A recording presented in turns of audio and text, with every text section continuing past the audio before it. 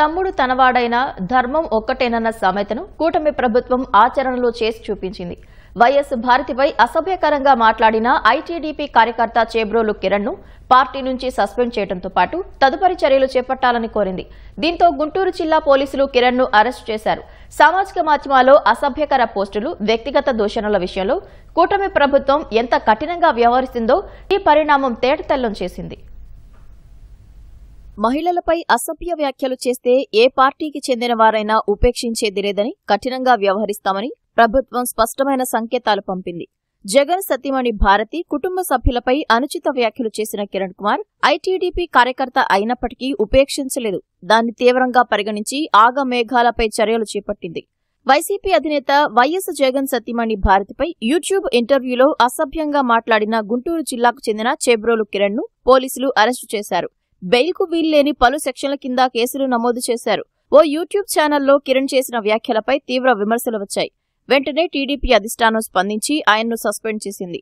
ఆత్మకూరుకు చెందిన కృష్ణారెడ్డి అనే వైసీపీ కార్యకర్త ఫిర్యాదు మేరకు మంగళగిరి గ్రామీణ పోలీసులు కేసు నమోదు చేశారు. అనంతరం ఇబ్రహీంపట్నం వద్ద నిందితుడిని అదుపులోకి తీసుకున్నారు.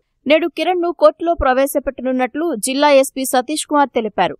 పాయింట్ బ్లాంక్ అని ఒక యూట్యూబ్ ఛానల్ కి చీబ్రోలు కిరణ్ కుమార్ నాకు వ్యక్తి ఎక్సీఎం సార్ వైఫ్ ని అసంఖ్యంగా మాట్లాడిన మేరకు మంగళగిరి రూరల్ పోలీస్ స్టేషన్ లో కంప్లైంట్ ఇచ్చారు. చీబ్రోలు కిరణ్ కుమార్ ని మనం ఇబ్రాహీంపట్నం అవుట్స్కట్స్ అరెస్ట్ చేశాము. Based on location technical support తో పాటు అరెస్ట్ చేసి 111 సబ్ క్లాస్ 1 బిఎన్ఎస్ కింద కూడా మనము రిమాండ్ చేస్తాము. దీనిలో ఆంధ్రప్రదేశ్ గవర్నమెంట్ ఎప్పుడు చెప్తున్నట్టు ఆడవాళ్ళ పైన గానీ లేకపోతే పిల్లల పైన చిన్నపిల్లల పైన కానీ జరుగుతున్న నేరాలని ఎప్పుడు కూడా మనం అక్సెప్ట్ చేయము. సో దాంట్లో ఒక భాగంగా ఎక్సీఎం గారి వైఫ్ పైన అసభ్యంగా మాట్లాడారు కాబట్టి వాళ్ళని ఇమీడియట్ గా అరెస్ట్ చేయడం జరిగింది. దీంట్లో ఈ పర్టికులర్ చీబ్రోలు కిరణ్ కుమార్ పైన ప్రీవియస్ గా పట్టాభిపురంలో కేసు ఉంది, తర్వాత తాడేపల్లిలో ఒక కేసు ఉంది, తర్వాత ప్రివెంటివ్ సెక్షన్స్ పైన కూడా 2 కేసు ఉంది. టోటల్ 4 కేసులు ఉన్నాయి. సో దీనితో పాటు కలిపి ఇది రిపీటెడ్ గా చేస్తున్నారు కాబట్టి మనం రిమాండ్ కూడా మెజిస్ట్రేట్ దగ్గర ప్రొడ్యూస్ చేయబోతున్నాం.